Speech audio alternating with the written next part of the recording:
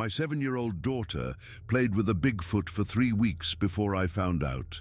And when I finally understood what was happening, I realized I had witnessed one of the most extraordinary and gentle encounters between humans and these mysterious creatures. Let me tell this story from the beginning because it completely changed what I thought I knew about the beings that inhabit the deep forests of the Appalachian Mountains. My name is Rebecca Torres. I'm 38 years old, and I live with my family on a rural property on the outskirts of Marlinton, West Virginia.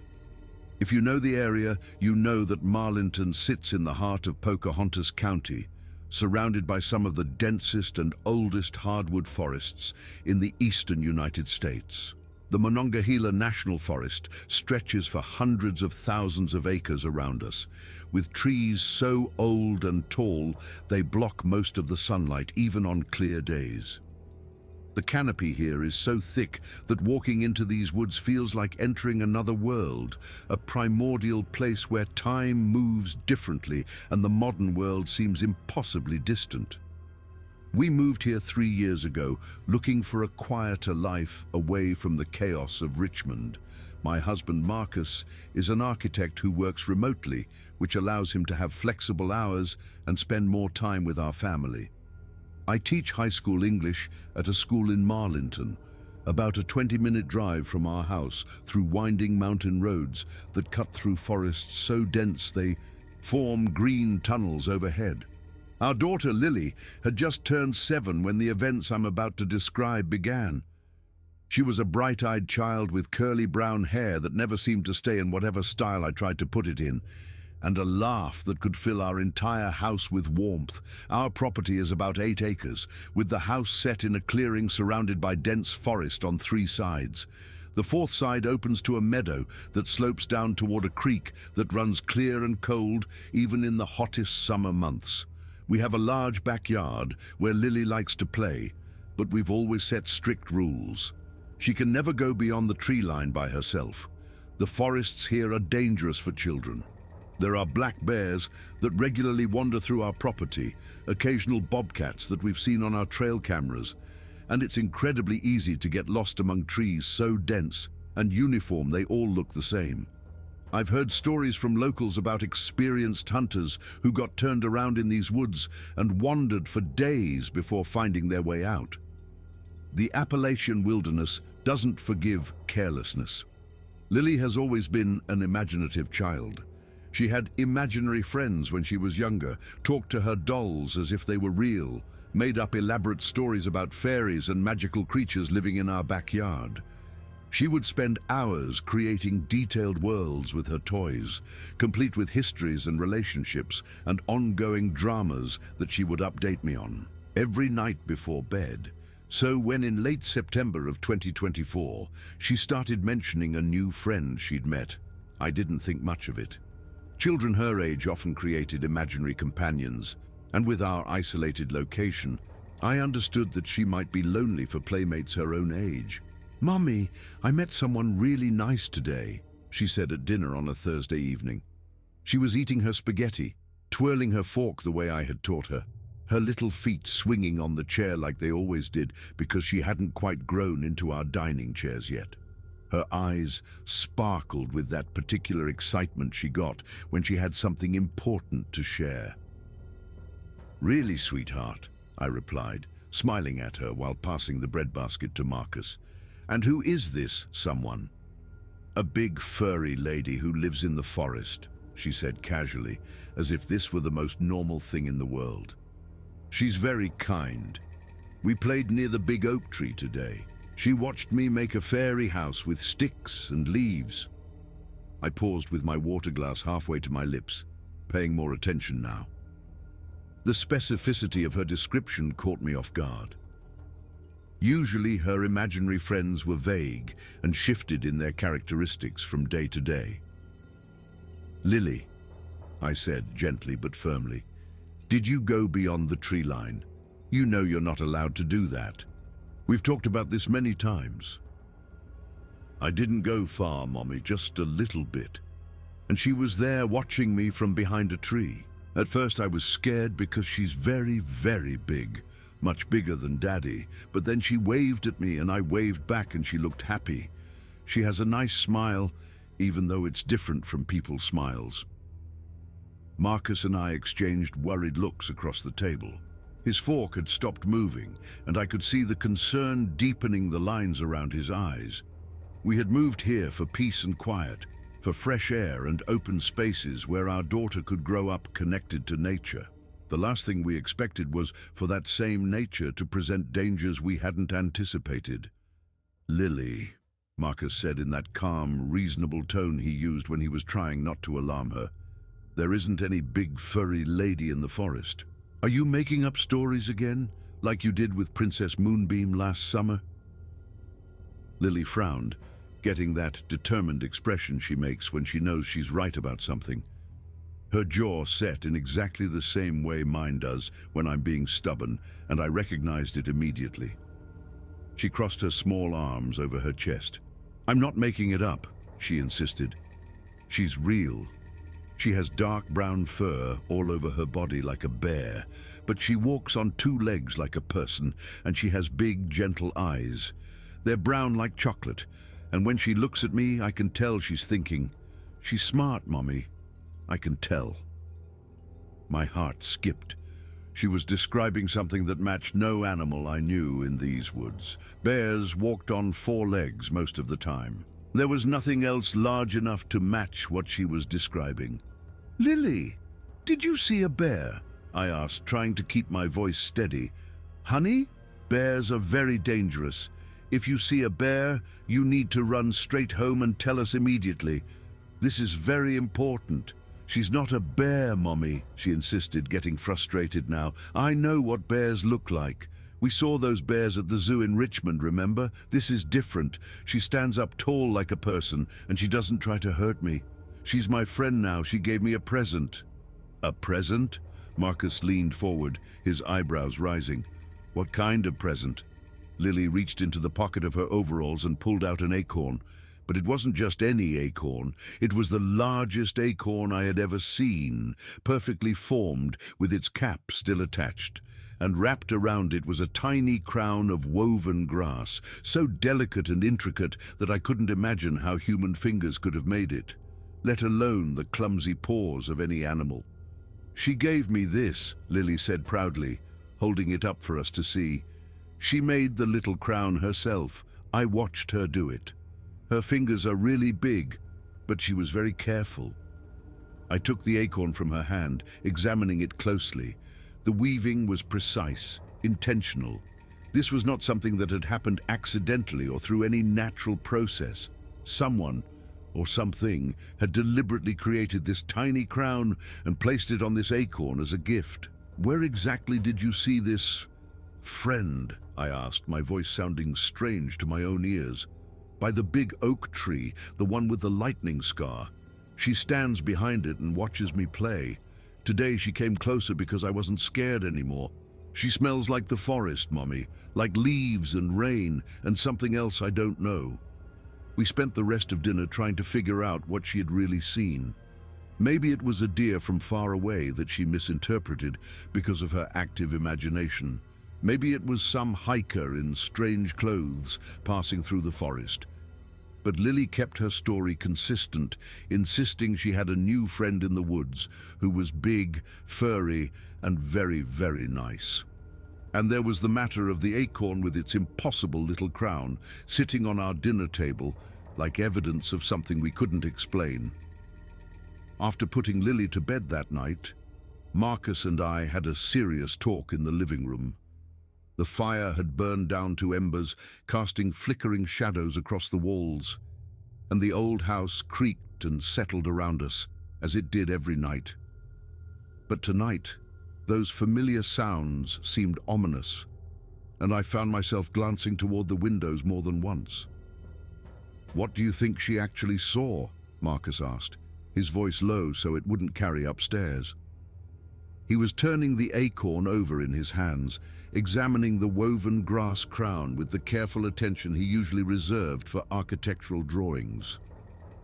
"Probably nothing," I said, trying to be rational. "You know how Lily is. She has an incredible imagination. Remember when she was convinced there were fairies living in the garden? We spent weeks hearing about detailed conversations with them. She gave them names and personalities and family histories. But this feels different, Marcus argued. He held up the acorn. This is real. Something made this. And she's being very specific about the details. And she mentioned it happened multiple times, always in the same place near that old oak tree. I sighed, rubbing my face with both hands. The exhaustion of the week was catching up with me, but more than that, I felt a creeping unease that I couldn't quite identify. Tomorrow is Friday, I said finally. I don't have any afternoon classes. I'll come home early and keep an eye on her while she plays outside. If there really is something, or someone, around our property, I'll find out. Marcus nodded slowly. And if there is something, what then? I don't know, I admitted. I honestly don't know. That night, I barely slept. I kept thinking about the acorn, about the woven grass crown, about the impossibility of what Lily had described. I told myself there had to be a rational explanation, maybe a homeless person living in the woods, someone with a gentle disposition who had befriended our daughter. It happens sometimes in rural areas, or maybe some kind of elaborate prank by teenagers from town, but neither of those explanations felt right. Something about the whole situation made the hair on the back of my neck stand up. The next day, I left school right after my last morning class, making an excuse about a family appointment. I got home around noon and set up on the back porch with my laptop, positioned so I had a clear view of the entire backyard and the tree line beyond it. The day was beautiful, one of those perfect autumn days when the leaves are at their peak color and the air is crisp and clean. Under any other circumstances, I would have been enjoying it. Lily came home on the school bus at 3:30, her backpack bouncing as she ran up the driveway. She was excited to see me home early, and even more excited when I told her she could play outside until dinner. She went out around 4 o'clock after changing out of her school clothes into jeans and a purple sweater that was her current favorite. For about an hour, she played normally, pushing herself on the tire swing Marcus had hung from the old maple tree, drawing with chalk on the patio, arranging her dolls in a circle for what she announced was a very important meeting. I worked on grading papers, but kept watching her constantly, glancing up every few seconds. Then, around 5 o'clock, something changed. Lily suddenly froze in the middle of her doll meeting. She turned toward the forest, her whole body going still, in a way that was completely uncharacteristic for my constantly moving child. She tilted her head as if she were listening to something I couldn't hear. Then she smiled, that big, genuine smile she gives when she's truly happy, and waved at the trees. My blood ran cold. I snapped my laptop shut and stood up, my grading papers scattering across the porch as I rushed to the railing. I scanned the tree line, my heart pounding so hard I could feel it in my throat.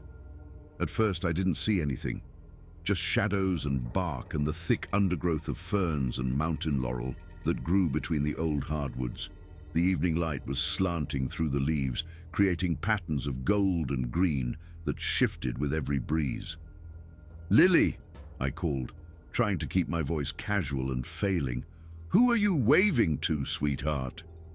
"To my friend," she shouted back cheerfully, turning to look at me with that innocent smile. "She came to see me. Look, Mommy, she's right there." She pointed to an area about 40 feet into the forest, where a massive old oak tree cast a deep shadow. This was the lightning-scarred tree she had mentioned.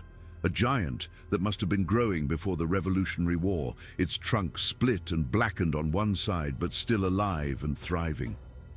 I walked down the porch steps, my eyes carefully scanning that spot. The shadows were deep there, the canopy overhead blocking most of the fading daylight.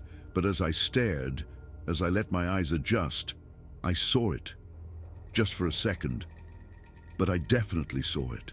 Something big, very big, was standing behind that tree. It was hard to make out details in the deep shade, but I could see a shape that was definitely not a tree trunk or a natural shadow.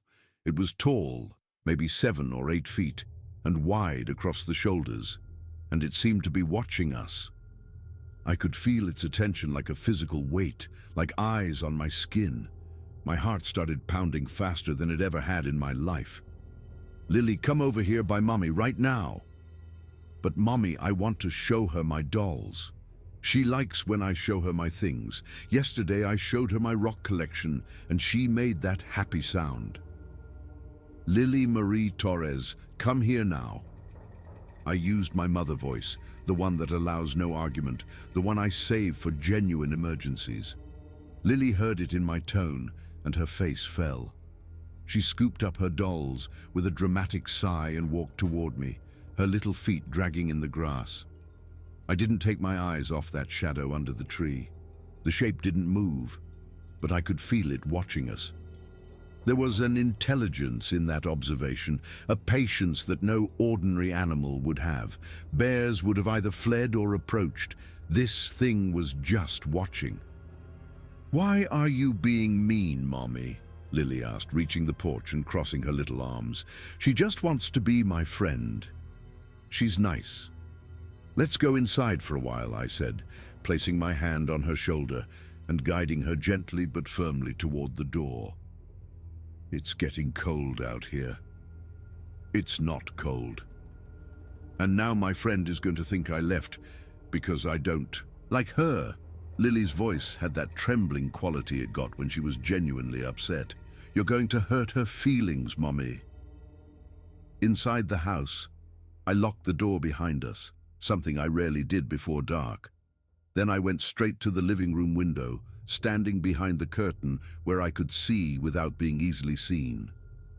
Lily flopped onto the couch, clearly frustrated with her interrupted playtime. She hugged one of her dolls to her chest and pouted. I watched that tree line for a full 5 minutes. The shadows deepened as the sun sank lower. And then I saw movement.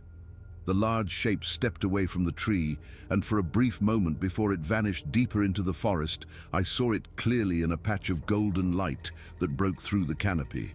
It was bipedal, walking on 2 legs with a fluid, almost graceful movement that no bear could ever achieve.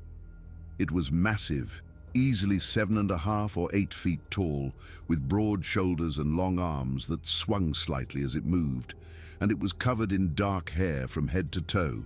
Not fur exactly, but hair, like a human's hair grown all over its body. The color was a deep brown, almost black in the shadows, but catching reddish highlights where the light touched it. I watched it walk deeper into the forest until the undergrowth swallowed it completely. Then I stood there, my hand pressed against the window glass, my mind racing. My rational brain tried to find explanations. A person in a costume, a bear walking strangely on its hind legs, some trick of the light and shadows making a normal thing look abnormal. But I knew. Deep down, in a part of me that existed before rational thought, I knew what I had seen. My 7-year-old daughter had been playing with a Bigfoot. I spent the rest of that Friday in a daze. I went through the motions of making dinner, helping Lily with her homework, giving her a bath, and reading her a bedtime story. But my mind was elsewhere. When Marcus got home around 8, having driven back from a client meeting in Charleston, I pulled him into the kitchen and told him everything. He didn't believe me at first. Of course he didn't. I wouldn't have believed me either. "Rebecca," he said gently, in that patient tone he uses when he thinks I'm being irrational. "You probably saw a bear standing up. They do that sometimes, or a shadow. The light plays tricks in the forest, especially at dusk." "I saw what I saw," I insisted. "I'm not crazy, Marcus, and I'm not imagining things. There's something out there, something big, something that's been watching our daughter." He was quiet for a long moment. Then he said, "Okay, let's say you're right. Let's say there's some kind of creature out there. What do we do about it?" "I don't know," I admitted. "It hasn't hurt her. She says it's friendly. It gave her that acorn, remember?" Marcus rubbed his face with both hands, a gesture I recognized as his way of processing information he found difficult. We can't just let her keep playing with some unknown thing in the forest. That's insane. I know. But I also don't want to scare her or make her feel like she did something wrong. She was so happy talking about her new friend, and whatever it is, it does seem to be gentle. It could have approached her at any time, but it's kept its distance. It watches from afar. Maybe we should set up cameras, Marcus suggested. Get some evidence. If there really is something out there, we should document it. And then what? Show it to who? Think about what would happen if we told people we had a Bigfoot on our property. They'd either think we were crazy or they'd come here in droves. Hunters, researchers, thrill seekers, media. Our lives would never be the same. So what, we just ignore it? No. We watch. We observe. We make sure Lily is safe, but we don't do anything rash until we understand what we're dealing with. That night, after Marcus had gone to bed, I sat in the living room with all the lights off, watching the moonlit tree line through the window. The moon was nearly full, casting silver light across the meadow and turning the forest into a wall of black shadows. I sat there for hours, watching, waiting. Around 2 in the morning, I saw movement at the edge of the trees. It was her, the creature. She stood at the very edge of the forest, just visible in the moonlight, and she was looking at our house, looking at Lily's bedroom window on the 2nd floor. I could see the moonlight reflecting off her eyes. She stood there for maybe 10 minutes, just watching. Then she turned and disappeared back into the darkness. She was checking on Lily, making sure the child was safe. That realization hit me with the force of a physical blow. This creature, whatever she was, had formed an attachment to my daughter. She was watching over her, protecting her perhaps in her own way. I didn't know whether to be terrified or moved. Over the next several days, I began a careful study of our mysterious visitor. I told Lily she could keep playing outside, but that she had to stay closer to the house than before. She protested at first, but I explained that I just wanted to be able to see her at all times. Lily, being the good-natured child she was, eventually accepted this. I watched from the porch every afternoon when she played, and without fail, around the same time, the creature would appear at the tree line. She never came fully into the open. She stayed in the shadows, among the trees, watching. But she was there, every single day. I began to notice patterns in her behavior. She would appear when Lily was happy, when the child was laughing and playing, as if the sound drew her out. When Lily was quiet or sad, she stayed hidden deeper in the forest. And when Lily left something at the edge of the yard, a drawing, a flower she had picked, a pretty rock, the item would be gone the next morning. In its place, there would be a gift. More acorns with grass crowns, feathers arranged in patterns. Once a bird's nest, abandoned and empty, but so perfectly constructed, it looked like art. Lily was delighted by these exchanges. She began leaving deliberate gifts. Her drawings, done specifically for her forest friend. Wildflowers she picked from the meadow. Once, a cookie she had saved from her lunch at school. She ate the cookie, Lily reported excitedly the next morning. I could tell because there were crumbs. I found myself smiling despite my ongoing concerns. Whatever this creature was, she clearly had a gentle nature. She wasn't hunting Lily, wasn't trying to lure her away. She was simply watching, interacting in this careful, distant way, like a shy child, wanting to make friends, but afraid to approach. After a week of observations, I decided to try something. Lily was at school, and Marcus was in his home office working on a project. I walked out to the backyard alone, moving slowly and deliberately. I went to the spot where Lily usually left her gifts and stood there looking toward the forest. "I know you're there," I said softly. "I can see you watching, and I want you to know that I'm not afraid. My daughter says you're kind, and I believe her." Nothing moved. The forest was silent except for the normal sounds of birds and wind in the leaves, but I knew she was listening. I could feel it. "I just want to understand," I continued. "What are you? What do you want with my daughter?" If you mean her no harm, then I won't try to chase you away, but I need to know she's safe." I waited. For a long moment, nothing happened. Then, very slowly, a shape emerged from behind a large tree. She didn't come into the open, but she let me see her more clearly than I had before. She was enormous. Even from 50 feet away, I could tell she was over 7 feet tall. Her body was covered in dark brown hair that looked thick and coarse, the kind that would provide protection from the elements. Her face was partially visible, and I was struck by how human it looked. Not human exactly, but expressive. I could see eyes that were watching me with intelligence and caution, a nose that was flat but defined, a mouth that seemed capable of expression.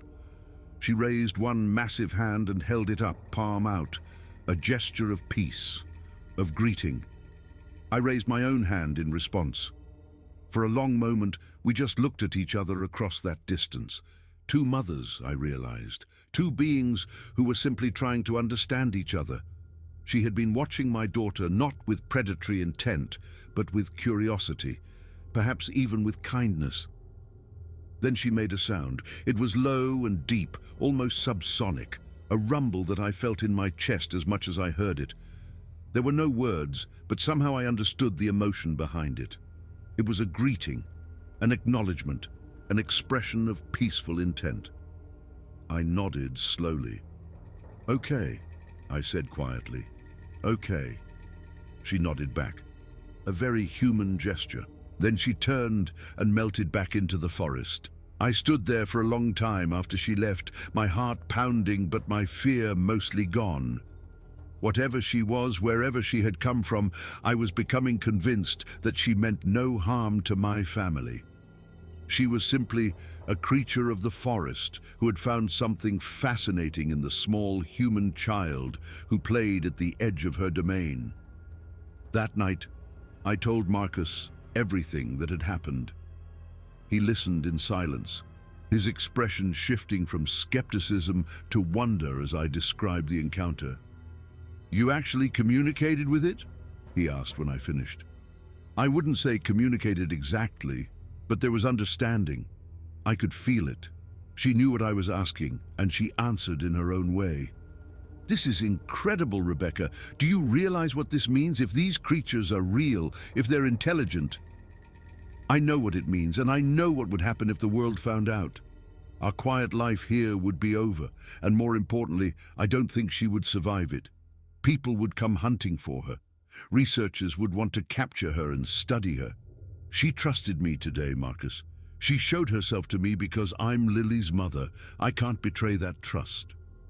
Marcus was quiet for a long moment. Then he nodded slowly. "You're right. Whatever happens, this stays between us, at least until we understand more." The following weeks were among the strangest and most wonderful of my life. With my tacit approval, Lily's interactions with her forest friend became more elaborate. The creature, whom Lily insisted on calling Flora because she always brought flowers and leaves as gifts, began appearing closer and closer to the edge of the trees.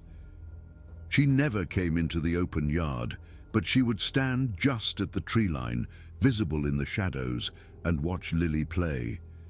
Lily would tell her stories. She would sit facing the forest and talk about her day at school, about her teachers and classmates, about the books she was reading and the dreams she had at night. The creature would listen, still and attentive, occasionally making soft sounds that seemed like responses. "Flora says she likes stories about animals," Lily reported one evening. "She makes a happy sound when I tell her about bunnies and deer." "How do you know it's a happy sound?" I asked. "Because it's different from the other sounds. She has lots of different sounds for different things. The happy sound is sort of high and gentle. The curious sound is deeper. And when she's sad, she makes a low sound like wind through the trees. She gets sad. Sometimes. When I tell her I have to go inside, she makes the sad sound. I think she's lonely, Mommy. I think she doesn't have anyone to talk to except me." That observation hit me hard. I thought about this enormous creature, living alone in the vast forest, watching from the shadows. How long had she been there? How long had she been alone? Was it possible that she had sought out Lily precisely because she was lonely, because she craved connection the way any intelligent being might? The next day, I made my own attempt at connection. While Lily was at school, I went to the tree line with a basket of apples from our trees. I set them down at the edge of the forest and stepped back. "These are for you," I said aloud. "I know you can hear me. I wanted you to know that you're welcome here.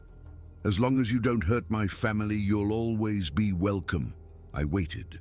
After a few minutes, I saw movement deep in the shadows. She was there, watching, but she didn't approach while I was present. I went back inside and watched from the window. About an hour later, when she must have been certain I wasn't coming back out, she emerged from the forest. She moved to the basket of apples and picked one up, examining it with what I can only describe as wonder. Then she bit into it, and I swear I could see pleasure in her expression. She took the rest of the apples and disappeared back into the trees. But that night, I found something on the back porch. A collection of the most beautiful autumn leaves I had ever seen, arranged in a perfect circle, with a single perfect red maple leaf in the center. It was a gift, a thank you. She was communicating with me the only way she knew how. Over the following days, we developed a kind of routine. I would leave food for her, fruit or nuts or sometimes bread, and she would leave gifts in return. Feathers, stones, interesting pieces of bark, once a turtle shell so perfectly preserved it looked like it had been polished. Each gift was carefully chosen, deliberately placed. There was intelligence behind every choice. Marcus, despite his initial skepticism, became fascinated. He began sketching her based on my descriptions and the brief glimpses we caught of her at the tree line. His drawings showed a creature that was neither human nor ape, but something in between, something unique. He spent hours researching, reading about Bigfoot sightings in the Appalachians, about similar creatures reported throughout the world. "There's a pattern here," he said one evening, spreading his research across the kitchen table. "Sightings have been reported in these mountains for centuries. The indigenous peoples had names for creatures like this. They called them forest people. They were considered guardians of the wild places." "Guardians," I repeated softly. "I like that." What's really interesting is that almost all the accounts describe them as shy, elusive, and non-aggressive. There are very few reports of them ever harming humans. It's like they actively avoid contact. She didn't avoid contact with Lily, though. No, but Lily is a child. Maybe that's different. Children are less threatening, more open-minded. They don't bring the same baggage that adults do. It was a compelling theory, and it made sense. Lily had no preconceptions about what was possible or impossible. When she saw a big furry lady in the forest, she didn't question it. She simply accepted it and responded with the open-heartedness that children possess naturally. As October wore on, the interactions became even more remarkable. Flora, as we had all started calling her now, began making sounds that seemed almost like language. They weren't words in any sense I could understand, but there was structure to them. Patterns that repeated, inflections that changed meaning. Lily seemed to understand her better than either Marcus or I did. "She's telling me about the forest," Lily explained one afternoon. "She says there are special places deep in the woods where the trees are so old they remember things, and there's a river far away that she likes to drink from because the water tastes like sunshine." "She said all that?" Marcus asked, astonished. "Not in words, Daddy. In feelings. I can feel what she means when she makes her sounds." It was hard to argue with that. Somehow my 7-year-old daughter had developed a form of communication with a creature that we couldn't even classify. They had built a bridge between species using something deeper than language. Emotion, perhaps, or instinct, or something we didn't have a name for. The most remarkable interaction happened on a cold afternoon in late October. Lily was playing near the tree line, building something with sticks and leaves while Flora watched from her usual spot in the shadows. I was on the porch, pretending to read, but actually watching them both. Suddenly, Flora stepped out of the forest. She moved slowly, carefully, as if afraid of startling Lily. But she came fully into the open for the first time, standing in our yard, her massive form catching the autumn sunlight. I stood up, my heart pounding, ready to run to Lily if anything went wrong. But Lily just smiled and kept working on her construction. Flora watched for a moment. Then she bent down and picked up a stick. She examined it carefully, and then, moving with surprising delicacy for something so large, she added the stick to Lily's structure. Lily laughed delightedly. "That's a good spot for it, thank you." For the next hour, they built together. A huge, hair-covered creature and a tiny human child working side by side, creating something out of forest debris. They communicated in ways I couldn't fully follow, Lily chattering happily and Flora making her various sounds, occasionally gesturing with her enormous hands. I watched with tears streaming down my face. I had never seen anything so beautiful or so improbable in my life. When it was time for Lily to come inside for dinner, Flora did something that stopped my heart. She put her hand over her chest, then extended it toward Lily, palm up. It was a gesture of such clear emotional significance that there was no mistaking its meaning. Lily responded by putting her own small hand over her heart and extending it toward Flora. "Same friend," she said. "Heart friends." Flora nodded. She made a sound that was soft and musical, almost like humming. Then she turned and walked back into the forest. That night, Lily tried to explain what had happened. "She was saying goodbye for today," she said, "but also saying that we're connected now. In our hearts. Even when we're not together, we're still friends. That's what heart friends means." "Did she tell you that in her sounds?" "Sort of. I just knew what she meant. She was feeling it so strongly that I could feel it too. Like when you feel sad, and I get sad even though nothing bad happened to me. It was empathy. Pure, uncomplicated empathy. Somehow, my daughter and this mysterious creature had formed a bond that transcended every barrier between them. Species, language, experience, none of it mattered. They had found each other and recognized something kindred. I thought about that for a long time after Lily went to bed. About what it meant. About what it said about the nature of connection and friendship and love. These were things we usually assumed were unique to humans, or at least to our understanding of the world. But here was evidence that they weren't. Here was proof that the capacity for genuine emotional connection existed in places we had never thought to look. November came, and with it, the first hints of winter. The trees dropped their leaves, leaving the forest more exposed than it had been in months. I worried that Flora would stop coming, that she would retreat deeper into the wilderness where the cover was better, but she continued to appear every afternoon, as reliable as the sunset. She seemed more comfortable now, coming farther into the open, staying longer. Sometimes she would sit at the edge of the forest and watch Lily play for hours. Other times she would participate in whatever game Lily had invented, following rules she couldn't possibly understand, but engaging nonetheless. One cold afternoon, I made a decision.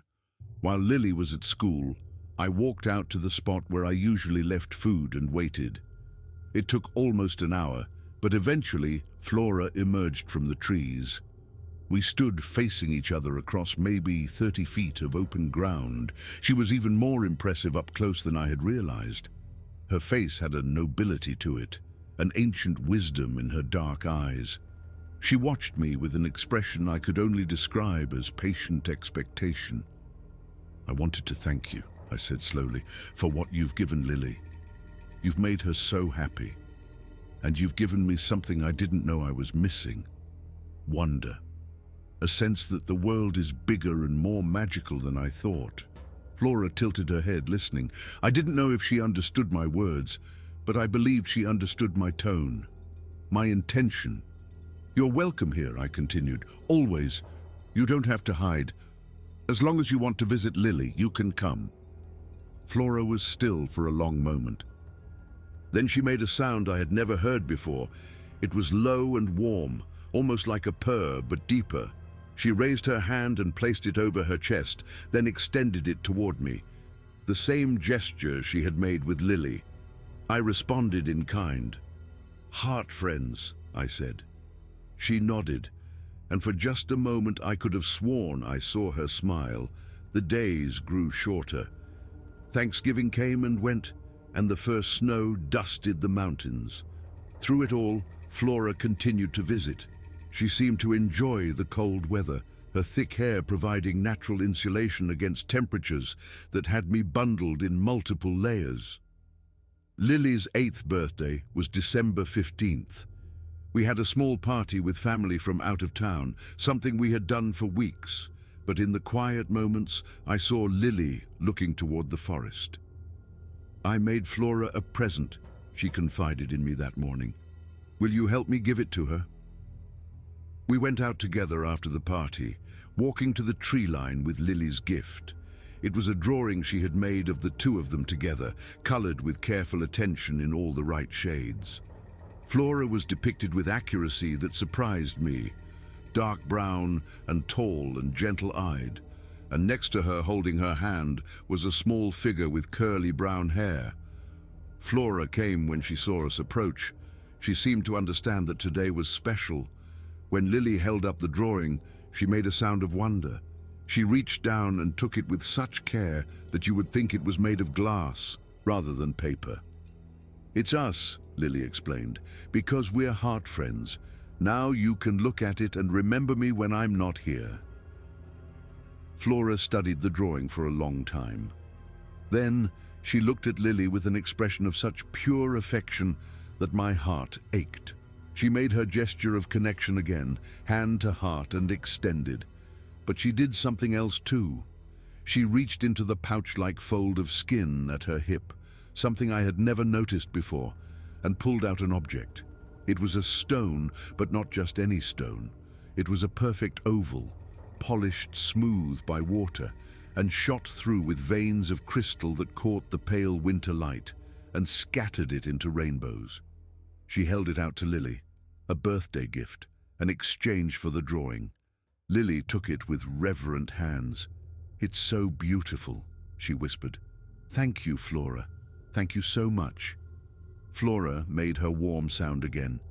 Then she touched Lily's hair with a gentleness that seemed impossible for something so large. It was a caress, a benediction. I love you too, Lily said. And I knew she was right. Whatever strange form it took, whatever barriers of biology and experience stood between them, there was love between this creature and my daughter. Real, genuine love. The winter deepened. Snow fell in earnest, blanketing our property and the surrounding forest in white. Flora's visits continued, though they became shorter. She would appear briefly, make her greeting, exchange gestures with Lily, and then retreat to whatever shelter she had found against the cold. And then, one day in late December, she stopped coming. The first day, Lily wasn't concerned. Flora sometimes skipped days when the weather was very bad. But when 2 days passed, then 3, then a week, Lily began to worry. Where is she, Mommy? Why won't she come? I don't know, sweetheart. Maybe the snow is too deep for her to travel. Maybe she found a warm place to stay and doesn't want to leave it.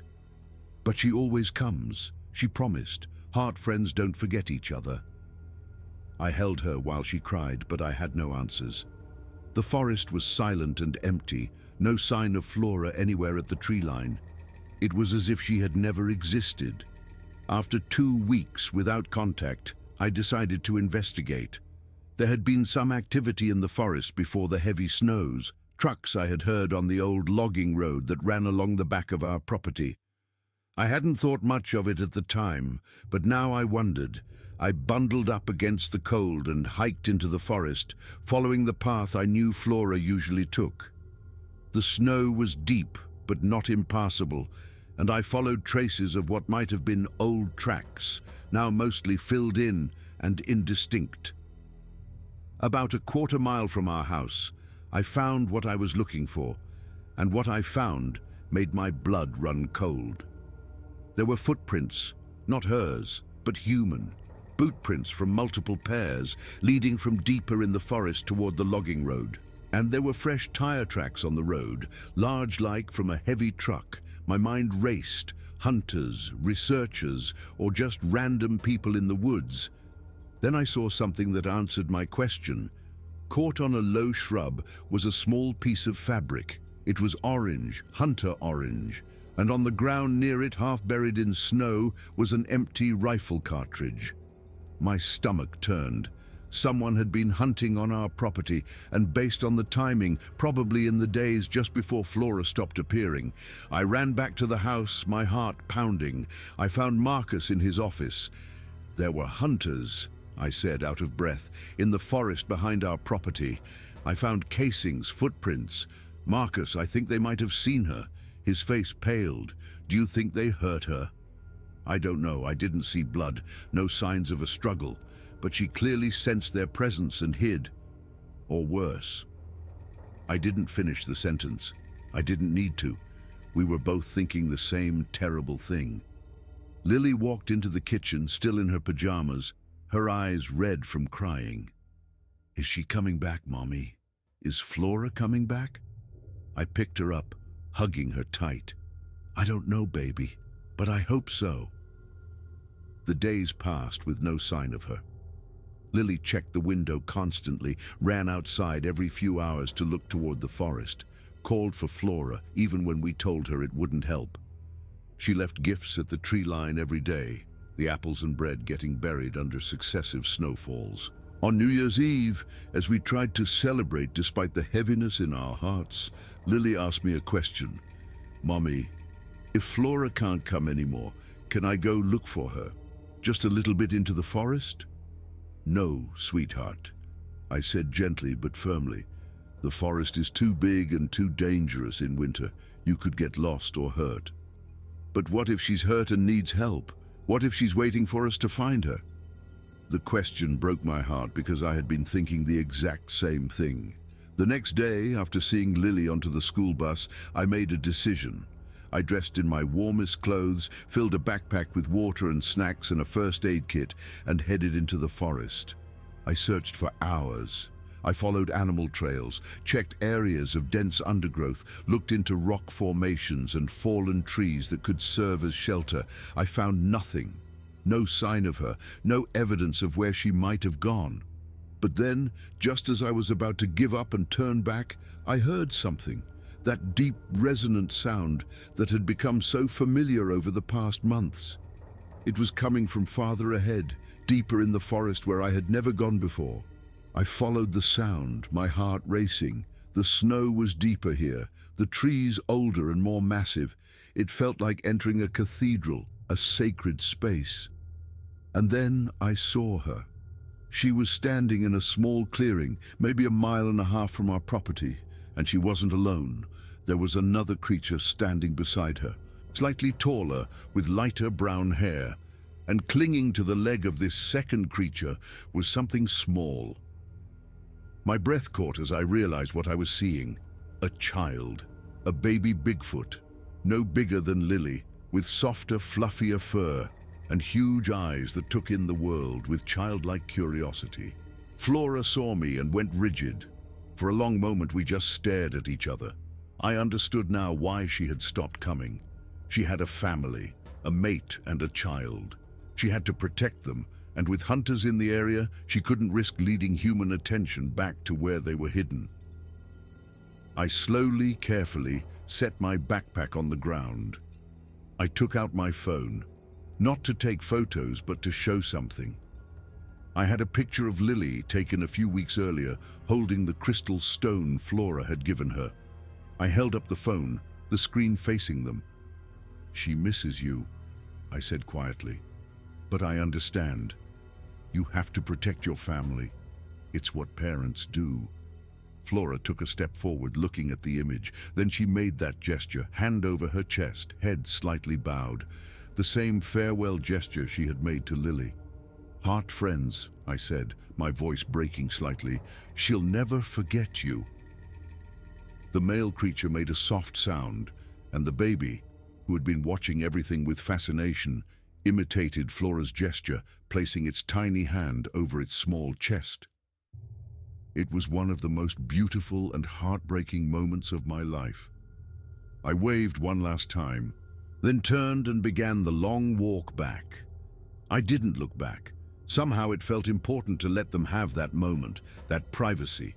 They had trusted me with the sight of their family, and I would not abuse that trust.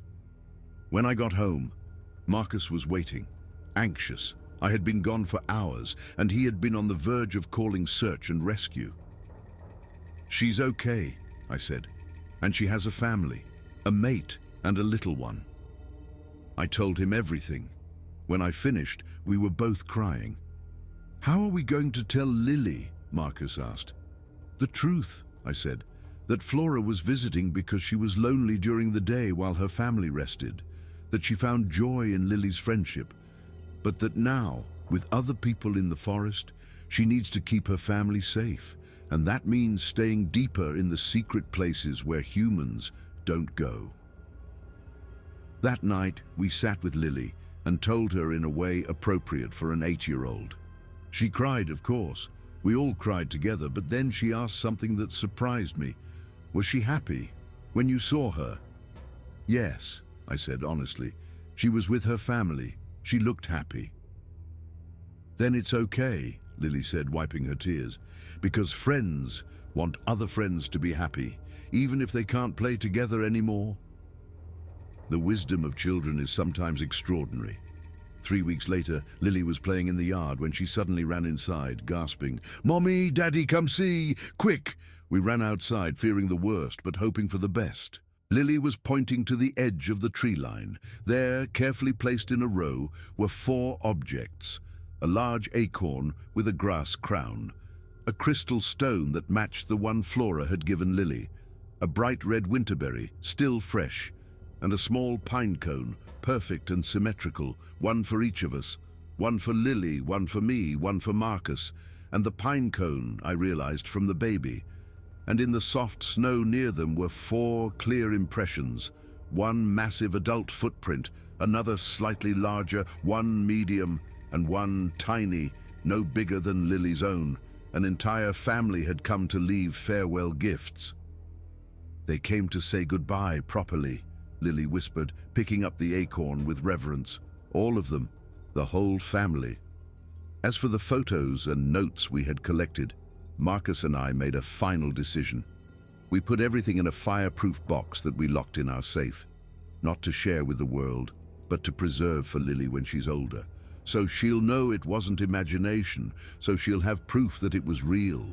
Because some experiences are too precious to expose, some friendships are too sacred to exploit, and sometimes the greatest gift we can give is protection and privacy to the beings who trusted us with their presence.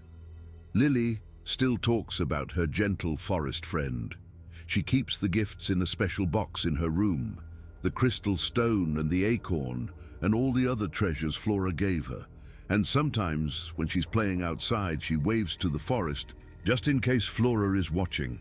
I know she will carry this memory for the rest of her life, the memory of when she was 7 and befriended one of Earth's most mysterious creatures, when she learned that kindness transcends species, that friendship doesn't require a shared language, and that sometimes the best friends are the ones who come from the most unexpected places.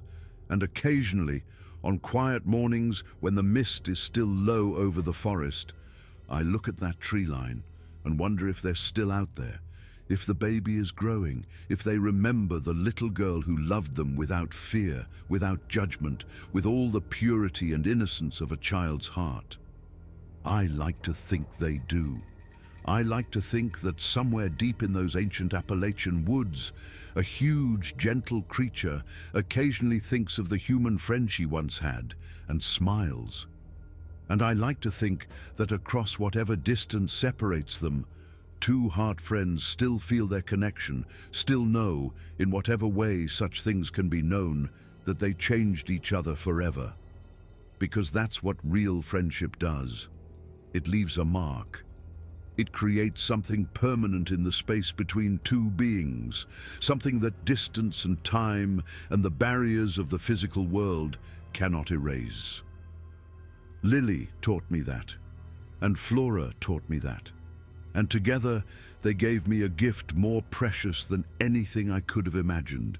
They showed me that the world is bigger and more wonderful and more mysterious than I ever knew. They showed me that love exists in forms I had never considered, and they showed me that sometimes, if you're very lucky and very brave and very open, you can find magic in the most unexpected places, right at the edge of your own backyard.